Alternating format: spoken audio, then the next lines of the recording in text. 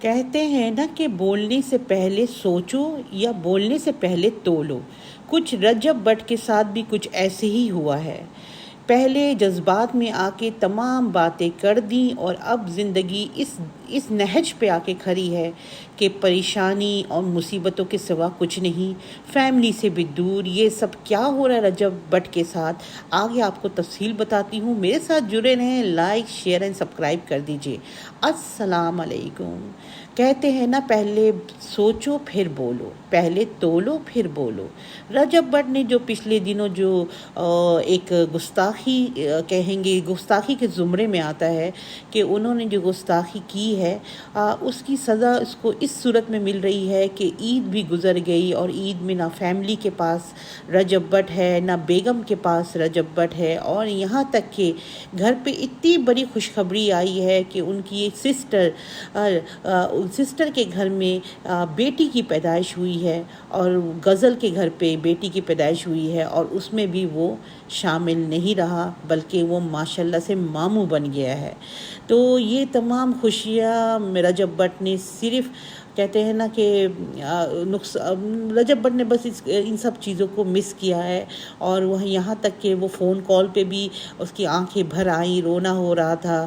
بیگم سے بات کی تو بیگم بھی رجب بٹ کی بیوی بھی، اس کے آنکھوں میں بھی رونا تھا۔ تو میں یہ کہوں گی کہ ایسی غلطی آپ کرتے ہی کیوں ہیں؟ ایسے آپ جب ویڈیو بناتے ہیں آپ لوگ، تو اس میں ایڈیٹنگ کا آپشن بھی ہوتا ہے بھائی، آپ ایڈیٹنگ کا آپشن کو دیکھو نا، آپ ایڈٹ کرو، کوئی لفظ ایسی بری بن گئی ہے تو اس کو ایڈٹ کرو۔ ایسا تو ہو نہیں سکتا ہے کہ آپ کے منہ میں جو بھی دھڑلے سے آئے آپ اس کو بول دو اور وہ کیمرے میں یا لوگوں تک پہنچ جائے۔ تو یہ دیکھیں، یہ نقصان، اتنا بڑا نقصان ہوا ہے کہ اب بھی رجب بٹ پاکستان نہیں آ رہا ہے۔ ابھی پہلے وہ سعودی عرب میں اپنے دوستوں کے ساتھ تھا، اب تمام دوست اب چلے گئے ہیں پاکستان میں، اور رجب بٹ رہ گیا ہے اکیلے۔ اب رجب بٹ کون سی دوسری کنٹری جا رہا ہے سعودی عرب سے، یہ تو وہ رجب بٹ اپنی ولاگ میں بتائے گا۔ جہاں تک میرا شک ہے کہ وہ دبئی جا رہا ہے، دبئی جا رہا ہے، یہ میرا شک ہے۔ یہ صحیح بھی ہو سکتا ہے، غلط بھی ہو سکتا ہے۔ تو آگے کا سفر رجب بٹ کا کیسا رہے گا یہ کوئی نہیں بتا سکتا، کوئی نہیں آئیڈیا کہ آگے کیا ہوگا، مگر یہ ہے کہ پاکستان سے دور، اپنوں سے دور، بیگم سے دور، ماں باپ سے دور بہت مشکل ہوتا ہے، اپنی مٹی سے دور۔ تو خیر، اب رجب بٹ کے لیے ہم دعائی کر سکتے ہیں کہ اللہ پاک اس کی مشکل جلد سے جلد حل کرے اور اس کو اپنی فیملی کے ساتھ، اپنی بیگم کے ساتھ مل کے زندگی گزارنے کا موقع ملے۔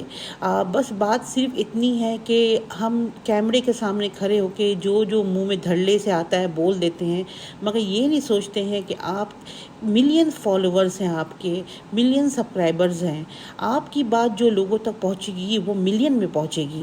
تو آپ ملینز میں کس طرح سے یہ ایسی باتیں جو گستاخی کے زمرے میں آتا ہے اس کو کیسے آپ اسپریڈ کر سکتے ہیں، پھیلا سکتے ہیں؟ اسی کی سزا ان کو مل رہی ہے۔ آگے سے رجب بٹ کے لیے میرا ایک چھوٹا سا ہمبل ریکویسٹ ہے اور ایک بہن کے حیثیت سے ایک مشورہ ہے کہ پلیز آگے سے آپ اپنے ولاگ میں کوئی ایسی بات نہ کریں، اور اگر منہ سے نکل بھی جائے تو ایڈیٹنگ کے تھرو اس کو ڈیلیٹ کریں اور ایسی بات لوگوں تک نہ پہنچائے جس سے لوگوں کی دل آزاری ہو اور لوگوں کو برا لگے۔ تو یہ تھی آج کی ولاگ۔ تو میں نے سوچا کہ رجب بٹ کے بارے میں بناؤں، کیونکہ اس کی ابھی جس طریقے سے اس پہ پریشانی آئی ہوئی ہے، جس طریقے سے وہ ولاگ میں اظہار کر رہا ہے اپنی پریشانی کا، تو میں نے سوچا کہ تھوڑا آپ تک بھی میں اپنے ذریعے پہنچاؤں کہ رجب بٹ سے جو غلطی ہوئی ہے اس کو آپ معاف کر دیں، اللہ معاف کرنے والا ہے۔ تو آپ ان کو درگزر کر دیجئے، معاف کر دیجئے۔ جو غلطی اس سے ہو گئی ہے وہ واپس تو نہیں آ سکتی، بس یہ ہے کہ فیملی والا بندہ ہے، بچے کہہ رہی ہوں، بیگم ہے، ماں باپ ہے، بہن بھائی ہے، تو اس کو معاف کر دیں تاکہ وہ اپنی آگے کی زندگی اپنی فیملی کے ساتھ گزار سکے، اور جو غلطی اس نے کی ہے وہ شاید اللہ نہ کرے دوبارہ کرے۔